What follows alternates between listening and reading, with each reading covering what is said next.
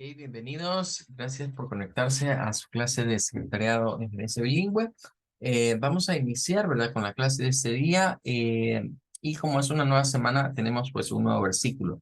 Siguiendo la secuencia de lo que vendría siendo la oración del Padre Nuestro, hoy toca el cuarto verso o la cuarta frase de esta oración, que se encuentra en Mateo 6:12. Este nos dice: y perdónanos nuestras deudas como también nosotros perdonamos a nuestros deudores. Bien, hemos visto cómo Jesús ha ido tocando diversos temas, ¿verdad?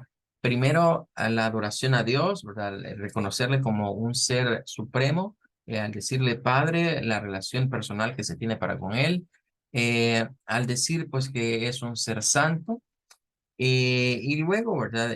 A referirme a su reino, reconocerle como Rey y Señor, y reconocer que se haga la voluntad de Dios, la voluntad tanto absoluta o perfecta como la voluntad permisiva, ¿verdad? Que es cuando Dios nos permite hacer ciertas cosas.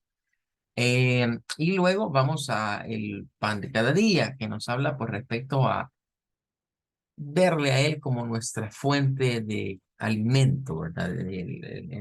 Puede ser, habíamos visto la aplicación física, pero también puede ser la aplicación espiritual.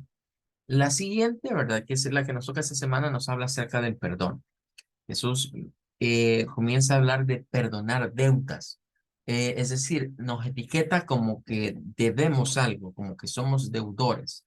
Parece ser que debemos algo a Dios, pero también hay otros que nos deben algo a nosotros. Curiosamente, podríamos hablar de diversos tipos de deudas. Cuando vemos la palabra deuda, pensamos en cuestiones financieras, lo primero que viene a nuestra mente, dinero, digamos. Pero también hay otros tipos de deudas, hay deudas morales, que son las que podemos tener también con personas, es decir, con nuestros semejantes podemos tener deudas financieras y deudas morales, pero hay otro tipo de deudas y son las deudas espirituales. Tal parece aquí que Jesús nos pone en el meollo de cuentas a saldar. Por eso utilizar el término deuda, que si lo vamos a ver en el texto original, es decir, en el griego, se refiere a una deuda comercial, algo a dinero que se debe. Entonces, en ese sentido, Jesús nos dice, bueno, para que obtengamos el perdón de Dios, debemos perdonar a quienes nos ofenden o a nuestros deudores. Hay algunas versiones que lo traducen así, ¿verdad? Perdónanos nuestras ofensas, así también como nosotros perdonamos a quienes nos ofenden. Ya sea que veamos una ofensa en término moral o que veamos una deuda en término material, nos damos cuenta que ambas cosas dan la idea de que para yo poder perdonar a alguien, tengo que ser primero perdonado. Si soy perdonado y no tengo la facultad de perdonar a otros, significa que ese perdón o ese arrepentimiento que pude haber mostrado en algún momento no fue genuino. De hecho, si este versículo lo relacionamos a una historia que Jesús narra más adelante, cuando aborda las parábolas, entre una de las parábolas, él aborda el tema de los dos deudores y dice que había un personaje, ¿verdad?, que le debía tanto dinero a su señor, era una deuda, y el señor se la perdona al ver que él le ruega. Eh, pero después ese siervo perdonado, al salir a la calle, se encuentra a otro siervo y ese le debía mucho menos de lo que le debía a su señor. Y agarrándolo le dice que le pague lo que le debe. Los demás siervos ven lo que él hizo y le van a decir a su señor, mire, el que le perdonó allá, esto está haciendo, él no perdona. Entonces el amo, ¿verdad?, manda a llamar y pues le dice que lo va a echar a la cárcel, ya por lo que ha hecho. Ya había sido perdonado, pero no fue capaz de dar perdón a otros. Entonces, también esto podríamos verlo en la relación del más grande mandamiento. Se acercaron a Jesús y le preguntaron, bueno, Rabí, maestro, ¿cuál es el más grande mandamiento? Y Jesús les dijo, bueno, la ley y los profetas se pueden resumir en amarás al Señor tu Dios por sobre todas las cosas y a tu prójimo como a ti mismo. Veríamos aquí también esa situación involucrada en el perdón, porque en cierta manera, si no tenemos amor, no podemos perdonar. Si guardamos rencores, es difícil que perdonemos a alguien. Tenemos que amar a la persona para poder decir que le perdonamos. ¿Qué es lo que Dios ha hecho?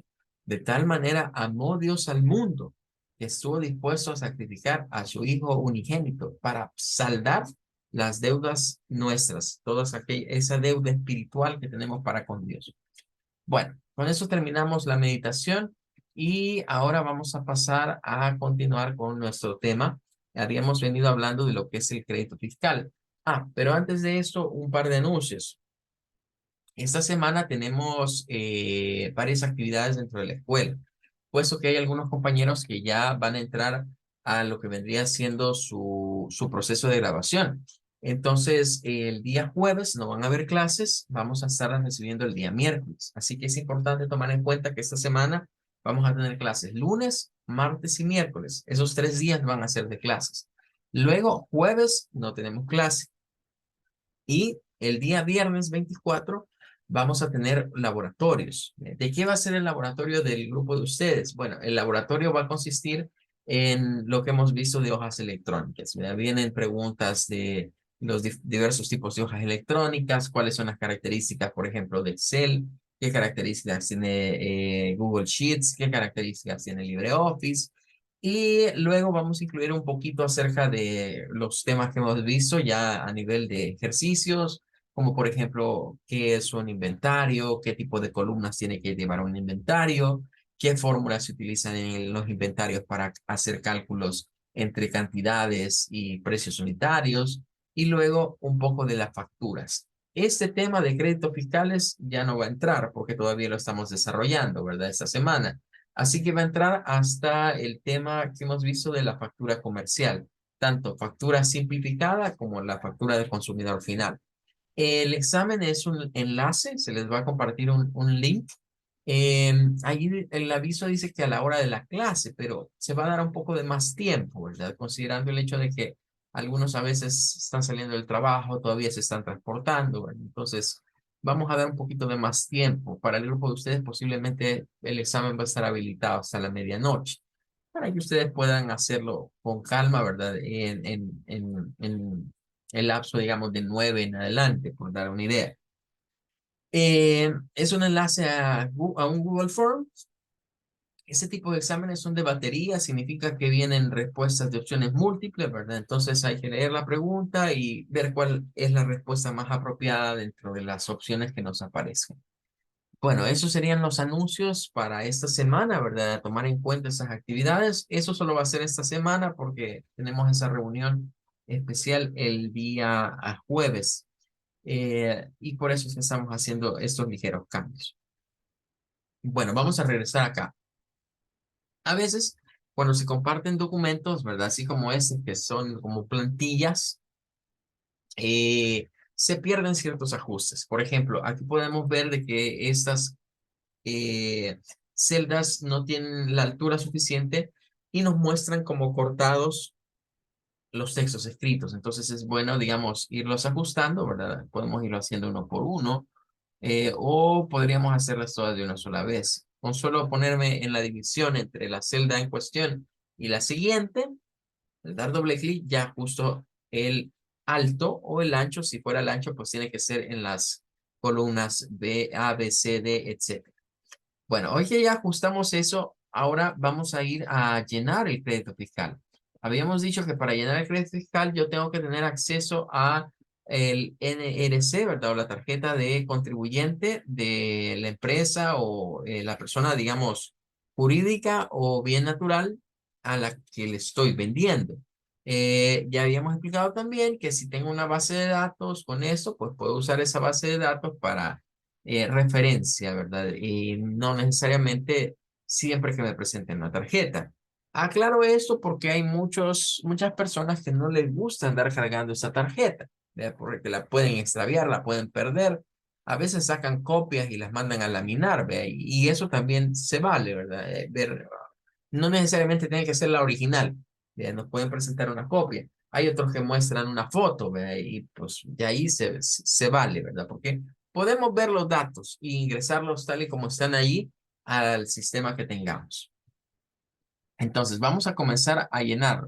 Lo primero es que nos dice que en la C9, aquí en el nombre, pues debemos de poner el nombre. Y ojo, las empresas tienen su nombre comercial y tienen su nombre que está de constitución. Entonces, el que está aquí es el que vamos a usar. No es que si la empresa se llama así, vamos a usar así. ¿Ya? Para dar un ejemplo, supóngase una de estas cadenas de restaurantes, una de las de hamburguesa, de el Burger King. Voy a hablar propiamente de ellos. Bueno, esa es la marca comercial, pero aquí hay una sociedad anónima que es la dueña de esa marca o que tiene, digamos, los derechos, ¿verdad?, sobre la misma. Que ha adquirido, por así decir, los derechos sobre esa marca y sobre comercializarlo acá, o la patente de la misma. Entonces, aquí se llama MICOMI SADCB. Cuando nosotros nos dan nuestros tickets, nuestras facturas en cualquier parte, ahí podemos averiguar, por ejemplo, cuál es el nombre comercial del lugar, que como lo dice, el nombre comercial es con el que se venden ellos al público, pero en el ticket, en lo que nos imprimen, la factura, allí va no el nombre comercial. Ahí lo que va es el nombre o razón social, que es con lo que se inscribe o con lo que se crean las empresas en la llamada escritura de constitución. Eso es lo que debemos de poner acá. Bien, no eso. Si le estuviéramos vendiendo al Burger King, por ejemplo, no voy a poner aquí en el nombre Burger King. No, deberíamos poner Micomi SADCB. Ese es el nombre de la empresa que es la que nos darían una tarjeta de ahí. Miren, esta es, y aparecería el nombre. Bien, algunas empresas usan su nombre o razón social como nombre comercial, pero esa es otra cosa, es diferente. Ahora, vamos a ir a la siguiente parte. Después nos dice que llenemos en la C11 la dirección. Y sería esta. La vamos a ir modificando así como decíamos que nos ponemos acá arriba en la barra de fórmula y pegamos para evitar que se nos venga como el formato del documento. Luego aquí San Salvador, ya decíamos, si no hacemos esto, lo que va a ocurrir es que si solo pegamos aquí, se viene con el formato. Aquí hay letra tipo de nombre futura y se me pegó también con formato futura. Si en vez de esto lo que hubiese hecho es irme acá arriba y pegarlo ahí, eh, bueno, como vamos a retroceder porque ya quedó el formato. Ahorita tiene letra Arial. Entonces, hoy si lo pegamos ahí, ya queda con letra Arial, que es el formato de destino. Bien. Eh, bien, ahora nos dice que vamos a llenar con lo que vendría siendo bueno, la fecha, creo que íbamos a poner la fecha actual. Hoy tenemos 20, ¿verdad? Entonces vamos a ponerle 20 de noviembre 2023 o 23, digamos, abreviado. Bien. Eh, ahora aquí nos dice que pongamos el número de registro y el NIT. Bueno, aquí está primero el NIT, ¿verdad? Entonces vamos a llevar, este es el NIT, digamos, de la empresa. Eh, el NIT tiene información importante, ¿verdad? El NIT normalmente en la primera parte o en los primeros números que vemos del NIT es el código del departamento, ¿verdad? Entonces, San Salvador siempre comienza con eso, ¿verdad? De 0614. Vamos a hacer un poquito más amplia esta celda. Y bueno, aquí hay un problemita. Vamos a combinar quizás estas para que se vea mejor. Vean, vamos a dejarlo aquí. De todas formas, no hay nada que vaya aquí a la par. Entonces, dejaríamos ahí el NIT y ahora el número de registro de comercio. Les decía el NIT, ¿verdad? Recordar que este es el formato del departamento, el código de departamento. Luego tenemos la fecha. Si es una persona jurídica, pues las personas jurídicas también, ¿verdad? Tienen una fecha de creación como que fuera su fecha de nacimiento. Eso sería el 29 de febrero del 2009. Hoy con la cuestión esa que se dio de la homologación de DUI y de NIT, pues creo que poco a poco se va a ir olvidando este formato, ¿ve? Ah, bien, ahora sí es necesario irnos a la siguiente parte, que es el registro de comercio, el NRC. Ya lo vamos a introducir aquí. Vamos a pegarlo y ahí ya tendríamos el registro de comercio de la empresa y el giro, ¿verdad? El giro. aquí sí vamos a tener una situación y es que es un giro algo grande, dice asesoramiento empresarial. Eh, Posiblemente nos quede como fuera, ¿verdad? Si lo pegamos aquí, nos va a quedar como afuera, digamos, de la celda, ¿verdad? Y entonces ya se pasa allá. Entonces aquí recomendaría quizás partirlo en dos. Dejemos asesoramiento arriba y pongamos empresarial aquí abajo. Ahí podría quedar. Y creo que vamos a hacer un poquito más pequeño. De hecho, creo que hay varias cosas que después vamos a ir reajustando, porque si se fijan, aquí hay una línea, ¿verdad? Aquí vemos una línea, estoy refiriendo específicamente a esta de acá, es el corte de impresión. Entonces significa que todo esto ahorita nos queda fuera de la página si lo mandásemos a imprimir. Y la parte baja estaría acá. Estas líneas que vemos que se marcan aquí vendrían siendo los cortes de la impresión. Entonces, vamos a tomar eso en cuenta para ver si podemos eh, encajarlo, ¿verdad? Y que no se quede así como fuera de la página. Vale, ahí estamos con el llenado, digamos, de la información de la empresa, ¿verdad? Los datos de la empresa en sí. De la tarjeta de registro de contribuyente hemos sacado toda esa información y la hemos pasado a nuestro crédito fiscal. Bien, ahora viene una situación, ¿verdad? Y es que ya viene, bueno, nos falta llenar las condiciones de pago, ¿verdad? Que dice que va a ser contable. Esto en la práctica es algo que muy pocas veces se llena. ¿Verdad? A veces nos daremos cuenta que no todo el mundo llena esto de las condiciones de pago. Es más, algunos formatos de factura ni siquiera traen ese apartado. Pero es bueno saber siempre cómo es el pago que se recibió, si fue en cheque, si fue con tarjeta o si fue en efectivo, ¿verdad? Como en este caso que sería el pago contable. Vaya, ahora nos dice la fecha, ¿verdad? Que ya la pusimos. Vamos a poner esta fecha, la fecha actual, día, mes, año. Eh, Ahora nos dice el llenado del detalle. O sea, hoy ya vamos a esta parte central que es donde son los cálculos.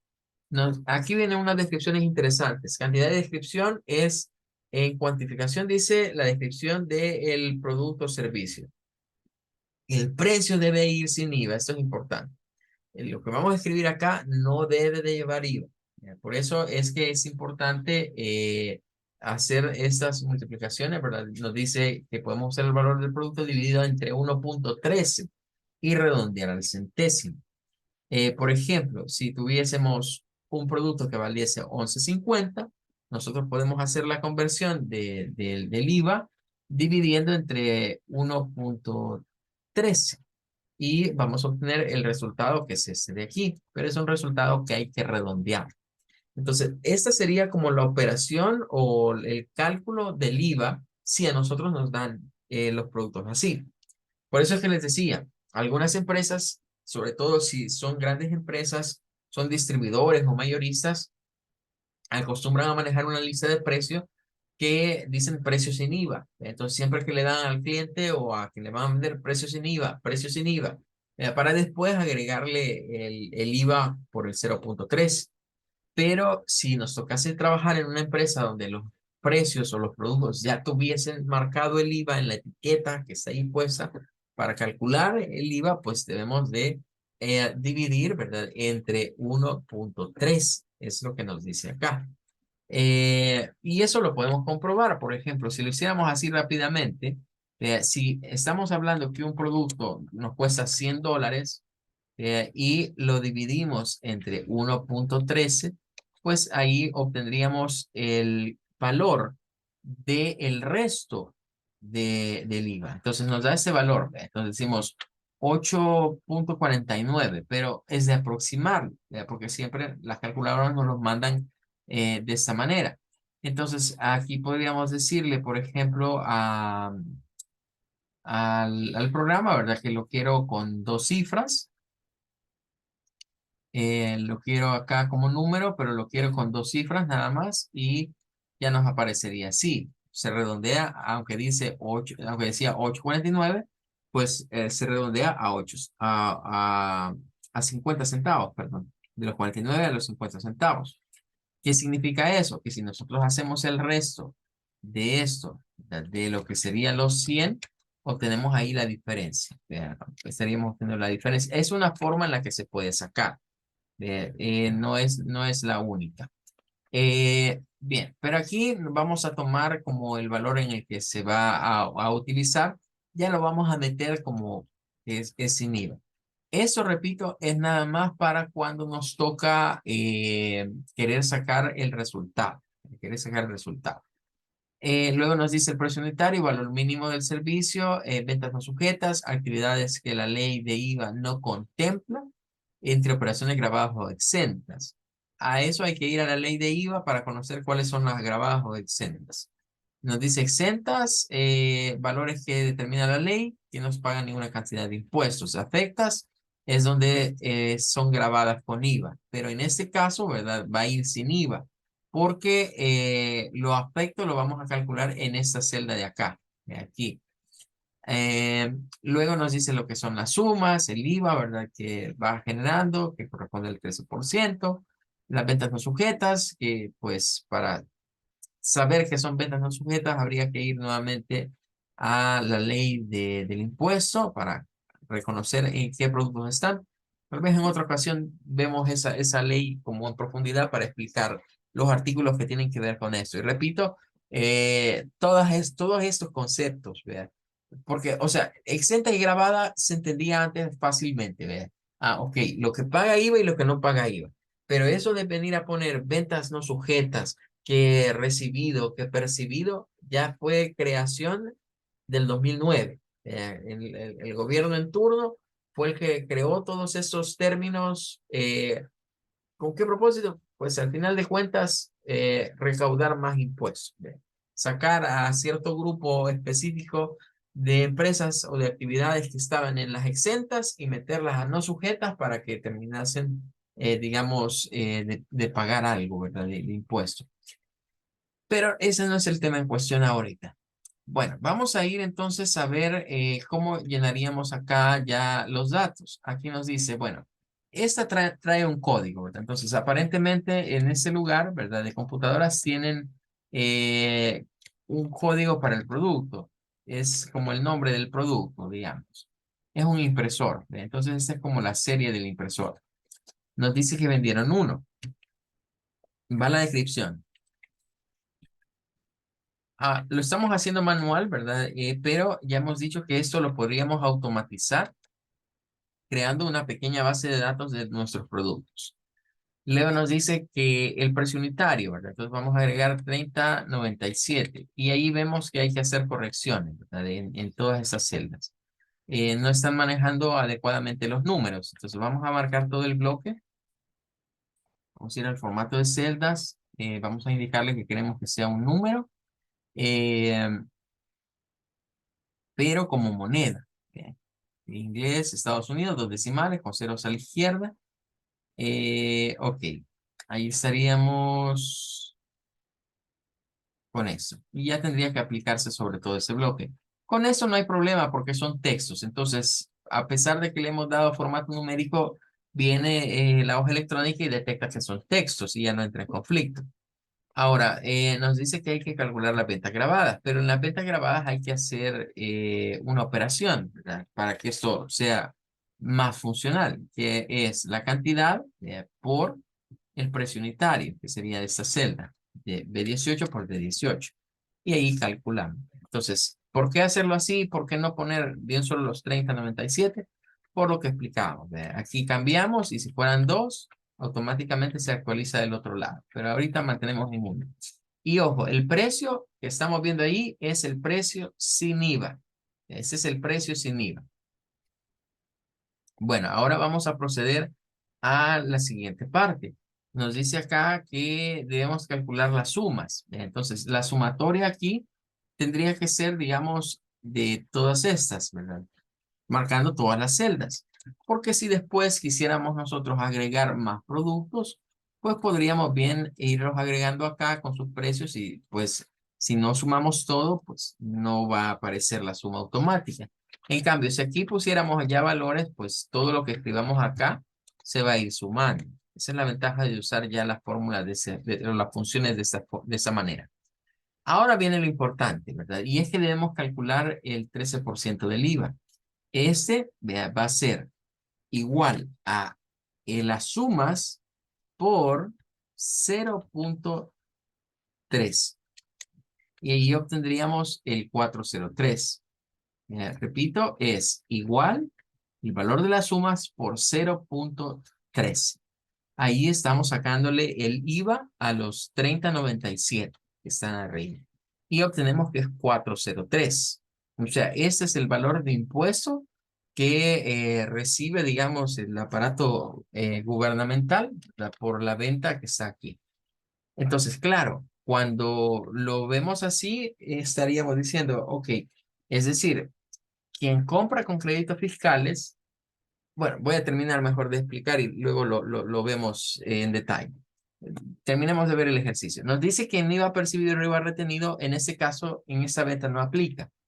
Vamos a ver en qué ventas aplica, pero viene en otro documento. Entonces, ahorita vamos a dejar esto en cero. Este es el crédito fiscal más convencional, por así decirlo, o más estándar. Porque nos vamos a dar cuenta que eso de retenido o percibido ya va a tener que ver con la clasificación del contribuyente y a quién le está vendiendo. Así que en este caso no vamos a aplicar eso, ¿verdad? Vamos a asumir que esta es como una transacción entre una mediana y una pequeña empresa. Veámoslo de esa manera. O entre dos pequeñas, mejor, para no confundirnos ahorita. Dos empresas pequeñas, es decir, se están vendiendo entre ellas un producto. Ahora, debemos calcular el subtotal. El subtotal, aquí sí, tendría que ser otra suma. Bien, el subtotal tendría que ser otra suma. Vamos a incluir en esta suma tanto los 30 como hasta acá, aunque estén en cero los demás. Porque si pensamos que esto nos va a servir como una plantilla, entonces esta fórmula tiene que incluir todo. Y si en dado caso nos tocase hacer ya sea percepción o retención, si aplicásemos en ese caso, pues el documento sería más funcional si considera sumar todas esas de ahí. Pero repito, estos son casos específicos en donde se aplica la percepción y la retención. Este no sería el caso. Aquí solo estamos vendiéndole a alguien por un valor y luego el impuesto al valor agregado cargándolo en una columna, en una celda aparte o calculándolo. Entonces, ahí llegamos al subtotal, que son $35. ¿Qué significa esto? Significa que el producto, ¿verdad? Si lo tuviésemos en una lista o si lo ofreciésemos al público, diríamos son $35. Por lo general, cuando se ofrecen o nos venden así los productos, sabemos o asumimos que esos $35 son ya con IVA. Pero en este tipo de casos, cuando nos piden créditos fiscales, decíamos, mire, el crédito fiscal, en el caso del crédito fiscal, tenemos la situación que se separa. Entonces, no es como una factura de consumidor final o un ticket de compra en donde a mí me aparecen ya los valores con IVA y yo no percibo cuánto pagué de impuesto o cuánto de lo que le doy a la empresa, porque ella me dice, mire, el impresor cuesta $35. Entonces, ¿qué significa de eso? Significa que yo le doy los 65, pero yo no tengo idea cuánto de eso va al impuesto. O sea, no puedo verlo así simple vista. Tendría que calcular. Claro, quienes les gusta hacer cálculos mentales, rápido dicen cuánto es el 13% de algo, ¿ve? Y dicen es tanto, ¿ve? Y aproximan. Pero aquí lo que estamos viendo es que la empresa en sí, por ese producto está cobrando 30,97. Ese es el precio y eso es lo que ingresa digamos, a la empresa. Luego, en su declaración mensual, tiene que declarar que hubo un IVA de $4.03. Y eso es lo que les toca reconocer.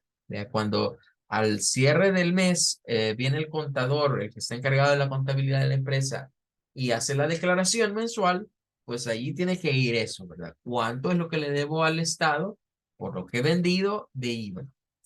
Allí es donde funciona el crédito, porque entonces unas empresas declaran que han vendido tanto y otras empresas declaran que ellas han comprado tanto.